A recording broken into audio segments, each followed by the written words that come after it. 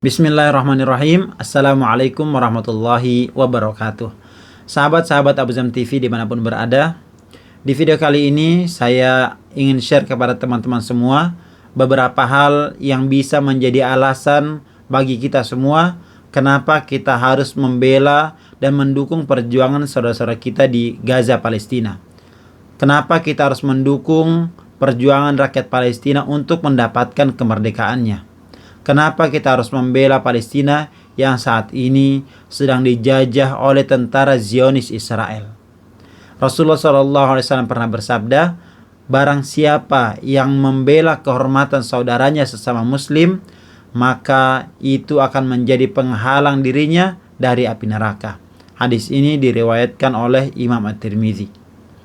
Dan beberapa hari terakhir ini, sudah sekitar 1 bulan, kita bisa menyaksikan di berbagai media, di TV, di Instagram, di TikTok, di Telegram, bagaimana kondisi saudara-saudara kita di Gaza, Palestina yang saat ini sedang dibombardir oleh tentara Zionis Israel. Tentara Zionis Israel terus melakukan penyerangan terhadap kota Gaza. Kota Gaza hari ini sudah hancur, berantakan, dan yang diserang bukan hanya pemukiman, tapi yang diserang sudah rumah sakit yang baru-baru kita saksikan beberapa hari yang lalu. Rumah sakit yang dibombardir oleh roket-roket Israel yang sehari aja bisa sampai 500 warga Palestina yang meninggal dunia. Dan Menteri Kesehatan Palestina merilis bahwa sampai hari ini tercatat sudah sekitar 10.000 warga Palestina yang meninggal dunia. Termasuk di dalamnya 4.000 lebih adalah anak-anak dan 2.000 lebih adalah kaum perempuan. Dan tentunya masih banyak lagi, masih ada ribuan warga Palestina yang dinyatakan hilang karena masih tertimbun di bawah reruntuhan gedung-gedung yang hancur akibat roket-roket Israel. Yang menjadi alasan kenapa kita harus membela dan mendukung perjuangan rakyat Palestina yang pertama adalah, sebagaimana dikatakan oleh Presiden Turki, tidak perlu menjadi Muslim untuk membela Palestina. Cukup menjadi manusia. Jadi alasan yang pertama adalah alasan kemanusiaan. Dan ini sesuai dengan yang disabdakan oleh Rasulullah SAW.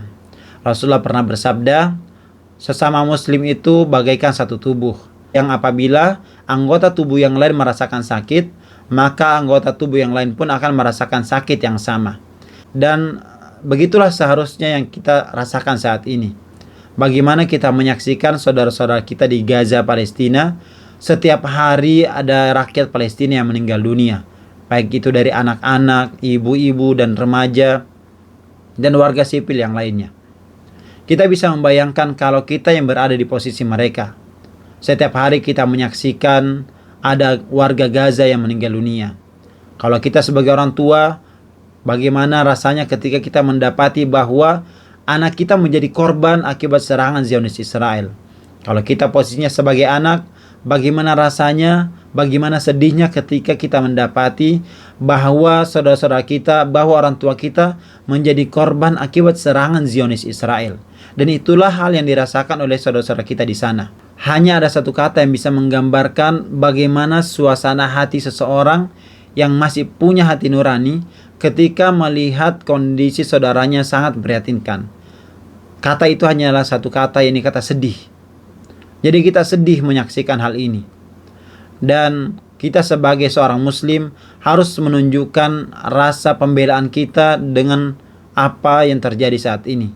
Kita harus membela dan mendukung agar Allah Subhanahu wa taala membebaskan negeri Palestina dari penjajahan Zionis Israel. Semoga dengan kita membela, dengan kita mendukung, ini sebagai bentuk pertanggungjawaban kita di hadapan Allah kelak. Ketika Allah bertanya kepada kita, apa sikap kita ketika mendapati saudara-saudara kita dizolimi oleh tentara Zionis Israel? Apa sikap kita ketika mengetahui dan melihat rakyat Gaza di Palestina mengalami pembantaian dan penjajahan yang luar biasa? Dan ini sebagai bentuk aplikasi dari hadis Nabi SAW yang menyatakan bahwa sesama muslim itu bagaikan satu tubuh, yang apabila anggota tubuh merasakan sakit, maka anggota tubuh yang lain pun akan merasakan sakit yang sama. Teman-teman sahabat Abu Zam TV yang dirahmati Allah, Alasan yang kedua, kenapa kita harus menunjukkan sikap pembelaan kita dan dukungan kita atas perjuangan rakyat Palestina untuk mendapatkan kemerdekaannya adalah karena saat ini Palestina sedang dijajah. Jadi, satu hal yang perlu kita harus tanamkan dalam hati kita adalah bahwa Palestina sedang dijajah. Bahwa Israel itu adalah penjajah yang ingin menguasai negeri Palestina. Karena dalam sejarah Israel itu adalah bangsa yang tidak memiliki negara. Hanya karena ada perjanjian Balfour pada tahun 1948, maka Israel diizinkan untuk tinggal di sebagian kecil negara Palestina. Namun, tamu yang diizinkan untuk tinggal satu kamar ini selalu berulah dan berusaha untuk menguasai seluruh rumah tersebut. Sampai pada akhirnya, tamu yang diizinkan untuk tinggal di satu kamar ini berhasil menguasai hampir seluruh rumah itu. Dan tamu itu berusaha untuk mengusir pemilik rumah dari rumahnya. Seperti itulah kira-kira gambaran Israel yang saat ini menjajah dan ingin menguasai Palestina. Jadi pada dasarnya Israel adalah bangsa yang saat ini sedang menjajah dan ingin menguasai negeri Palestina. Dalam kondisi seperti ini, maka apakah salah ketika pemilik rumah berusaha untuk melakukan perlawanan atas penjajahan yang dilakukan oleh tamu yang tidak tahu diri? Yang awalnya diizinkan untuk tinggal di satu kamar, malah berusaha untuk menguasai rumah seluruhnya. Dan lebih parahnya lagi, dia berusaha untuk mengusir pemilik rumah dari rumahnya. Maka tidak salah ketika rakyat Palestina melakukan perlawanan. Rakyat Palestina melakukan perlawanan atas penjajahan yang dilakukan oleh kaum Zionis Israel. Mereka memperjuangkan dan mempertahankan tanah mereka, memperjuangkan rumah mereka. Dan ini sesuai dengan yang disabdakan oleh Rasulullah SAW. Rasulullah pernah ditanya oleh seorang laki-laki, "Ya Rasulullah, bagaimana kalau ada orang yang hendak merampas hartaku?"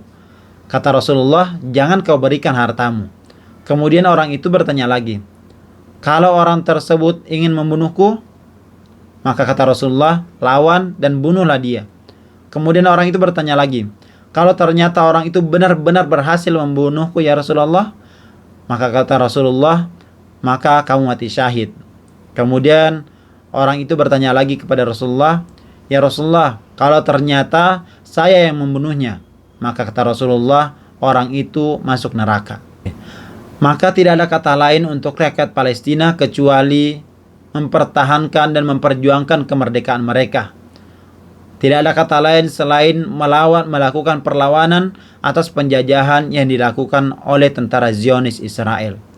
Dan kita sebagai bangsa Indonesia harus menunjukkan sikap pembelaan kita, sikap dukungan kita kepada Palestina yang saat ini sedang berjuang melawan penjajahan, yang saat ini sedang berjuang untuk mendapatkan kemerdekaannya. Dan dalam undang-undang kita pun dikatakan bahwa kemerdekaan itu adalah hak segala bangsa. Dan oleh sebab itu, maka penjajahan di atas bumi harus dihapuskan. Karena penjajahan itu tidak sesuai dengan pri kemanusiaan dan pri keadilan. Presiden Republik Indonesia pertama, Insinyur Soekarno pernah mengatakan, selama kemerdekaan Palestina belum diberikan kepada rakyat Palestina, maka selama itu pula kami rakyat Indonesia berdiri menentang dan melawan penjajahan Israel. Teman-teman sahabat Abu Zam TV yang diberkahi Allah, kemudian alasan yang ketiga kenapa kita harus menunjukkan pembelaan kita kepada Palestina adalah karena di Palestina ada masjid yang menjadi kiblat pertama umat muslim. Masjid itu adalah Masjidil Aqsa. Masjidil Aqsa itu adalah kiblat pertama umat muslim ketika melakukan sholat. Jadi sebelum Rasulullah SAW mendapatkan wahyu untuk merubah arah kiblat yang sekarang menghadap ke Ka'bah di Masjidil Haram, dahulu kaum muslimin itu ketika melaksanakan sholat menghadap ke Masjidil Aqsa. Jadi Masjidil Aqsa itu adalah kiblat pertama umat muslim seluruh dunia. Maka kita sebagai umat muslim harus membela saudara-saudara kita di sana yang saat ini sedang memperjuangkan agar Masjidil Aqsa yang menjadi kiblat pertama umat muslim tidak dikuasai dan dihancurkan oleh penjajah Zionis Israel. Masjidil Aqsa adalah masjid yang memiliki sejarah panjang dalam perkembangan Islam. Di masjid inilah Rasulullah SAW mendapatkan wahyu perintah sholat. Di Masjidil Aqsa ini Rasulullah pernah memimpin para nabi melaksanakan sholat. Di Masjid Aqsa ini Rasulullah Shallallahu Alaihi Wasallam mulai melakukan perjalanan dari bumi menuju ke langit ketujuh, ke Sidratul Muntaha, untuk bertemu dengan Allah Subhanahu Wa Taala. Jadi Masjid Aqsa tidak bisa dipisahkan dengan kaum muslimin, karena Masjid Aqsa menyimpan banyak sekali sejarah dalam perkembangan Islam. Kemudian alasan yang keempat kenapa kita harus menunjukkan pembelaan kita atas perjuangan saudara-saudara muslim kita di Gaza, Palestina adalah karena Palestina itu adalah negerinya para nabi. Jadi hampir semua nabi yang diutus oleh Allah, nabi dan rasul yang pernah diutus oleh Allah itu pernah singgah atau bahkan ada yang lahir dan dimakamkan di Palestina. Bahkan Nabi kita Nabi Muhammad SAW pun pernah berada di Palestina, yaitu pada peristiwa Isra dan Mi'raj. Dan masih banyak lagi nabi-nabi yang lain dan rasul yang diutus oleh Allah Subhanahu Wa Taala di bumi Palestina. Dan banyak ulama besar yang justru juga lahir dari bumi Palestina. Imam Syafi'i itu lahir di Gaza, Palestina. Jadi teman-teman, inilah beberapa hal yang menjadi alasan kenapa kita harus menunjukkan sikap kita, bahwa kita membela perjuangan rakyat Palestina, bahwa kita mendukung agar Palestina menjadi negeri yang merdeka. Dan kita doakan semoga saudara-saudara kita di sana dilindungi oleh Allah Subhanahu Wa Taala, dan semoga perjuangan rakyat Palestina mendapatkan kemenangan untuk meraih kemerdekaan negeri Palestina. Karena dalam sejarah disebutkan bahwa negara yang pertama kali mengakui kemerdekaan Republik Indonesia adalah negara Palestina. Bahkan Palestina sudah mengakui kemerdekaan Indonesia sebelum tanggal 17 Agustus 1945. Teman-teman sahabat Abu Zam TV yang dirahmati Allah, itulah beberapa hal yang ingin saya sampaikan. Semoga apa yang saya sampaikan ini ada manfaatnya, dan apabila ada kekurangan, ada kesalahan dari apa yang saya sampaikan, mohon dimaafkan dan mohon dikoreksi. Sekali lagi kita doakan semoga Allah Subhanahu Wa Taala menyelamatkan dan memerdekakan saudara-saudara kita di Gaza, Palestina. Wabillahi taufiq wal hidayah. Wassalamualaikum warahmatullahi wabarakatuh.